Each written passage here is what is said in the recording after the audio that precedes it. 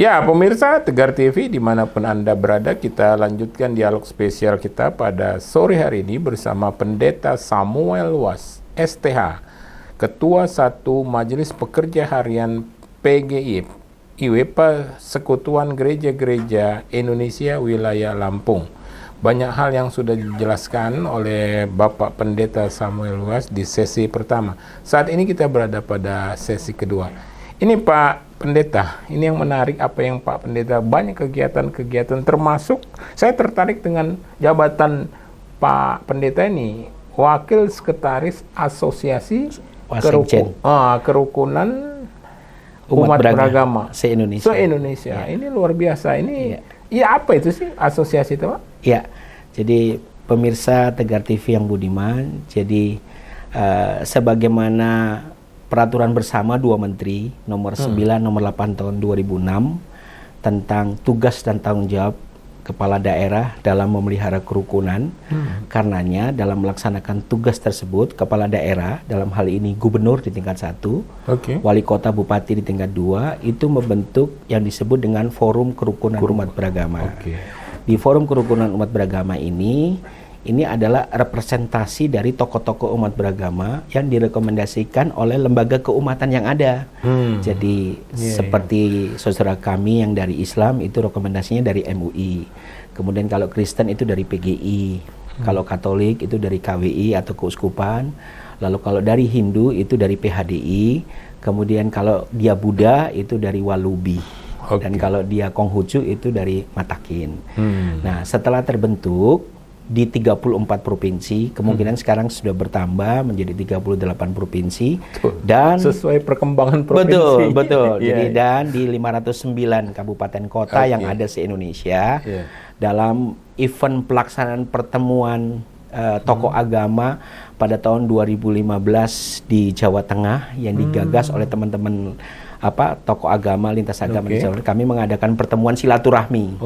Lalu 1 tahun berikutnya 2017 ketika dilaksanakan hal yang sama di Provinsi Bali, maka dalam percakapan pertemuan atau silaturahmi tokoh umat beragama itu digagaslah membentuk semacam forum, ya, semacam wadah kebersamaan yang disebut dengan Asosiasi Forum Kerukunan Umat Beragama se-Indonesia. Kumpulan ya. Jadi memang pertemuan-pertemuan tahunan itu dalam rangka kita silaturahmi, saling mengenal satu dengan yang lain, lalu sharing, Pak. Lebih pada sharing.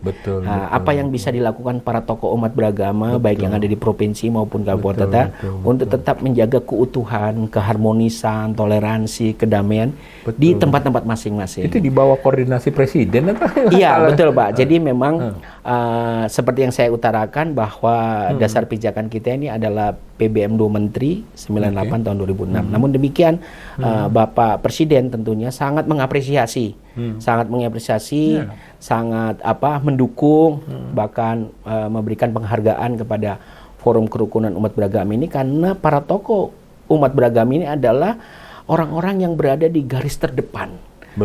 Untuk menjaga keutuhan, menjaga keharmonisan, menjaga kedamaian yang ada di tengah-tengah masyarakat. Nah, jadi setelah pelaksanaan 2016 di Bali, kemudian 2017 itu di Medan, itu sudah terbentuk, Pak. 2016 itu sudah terbentuk sampai dengan saat ini. Jadi kami sudah melaksanakan semacam musyawarah nasional kali yang kedua.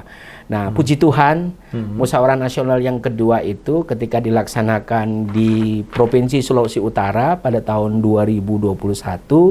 Nah, saya ditetapkan zaman Covid. Pas setelah menjelang akhir Covid sudah mulai agak melandai itu, Pak, dilaksanakan itu. Tahun 2001, tepatnya di bulan September, Ketua Umum kami terpilih kembali, yaitu Bapak Ida Penglesir Agung Putra Sukahed. Beliau adalah Ketua FKUB Provinsi Bali, sekaligus Ketua Majelis Adat yang ada di Provinsi Bali.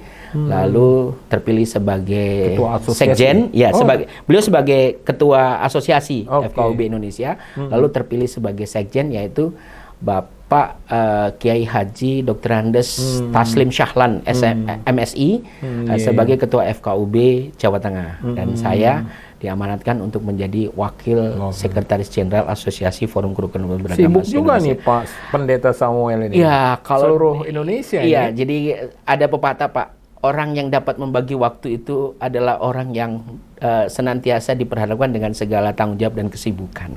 Dan itu teruji, begitu, dan itu teruji. Ya, kira-kira seperti itu. Tapi Pak. Semangat terus. Semangat, puji Tuhan. Ya, itu. Jadi kita bersyukur setelah kemarin. Jadi hasil-hasil pelaksanaan konferensi setiap tahun itu, pemirsa Tegar TV, kami membuat semacam rekomendasi yang pada akhirnya kami serahkan kepada pemerintah, dalam hal ini Bapak Presiden. Hal-hal yang positif, yang baik untuk tetap menjaga kerukunan, keharmonisan itu kita rekomendasikan, dan kami selalu diundang Pak ke istana. Ya paling tidak ada sekitar 50 sampai dengan 100 tokoh agama seluruh Indonesia itu diundang. Itu yang tergabung dalam asosiasi. Betul, yang tergabung dalam asosiasi itu, tokoh-tokoh agama. Sebab mereka ini rata-rata ini adalah representasi tokoh agama yang baik ada di provinsi maupun di kabupaten kota. Jadi kami diundang ke istana, dan puji Tuhan kami sudah kali keempat, dan ada rencana nanti di minggu ketiga November ini kami akan diundang kembali oleh Bapak Presiden di Istana Bogor. Mohon doanya pemirsa Tegar TV. Ya, Pak Pendeta Samuel. Yang menarik lagi apa yang Pak Pendeta Samuel katakan, banyak kegiatan. Terus ada konsep melayani. Ini gimana jelasnya Pak Pendeta? Iya, baik. Secara khusus kami di Injil Pak, gitu ya. Jadi orang yang terbesar adalah orang yang mau melayani. Jadi konsep mengutamakan orang lain lebih daripada dirinya. Ini merupakan konsep mengutamakan orang lain daripada diri sendiri. Nah, barangkali ini kalau untuk sebagian orang dikatakan berlebihan ya. Tetapi ini yang diajarkan oleh Isa Al-Masih atau Tuhan Yesus Kristus yang kami yakini. Begitu ya. Bagaimana Yesus Kristus itu sebagai putra Allah mau turun ke dunia menyelamatkan dosa umat manusia. Hal-hal yang diteladankan ini adalah hal-hal yang baik yang diteruskan oleh para penganutnya, termasuk saya dalam hal ini, untuk bisa kita mengedepankan, melakukan, menganggap orang lain itu lebih utama dari diri kita sendiri.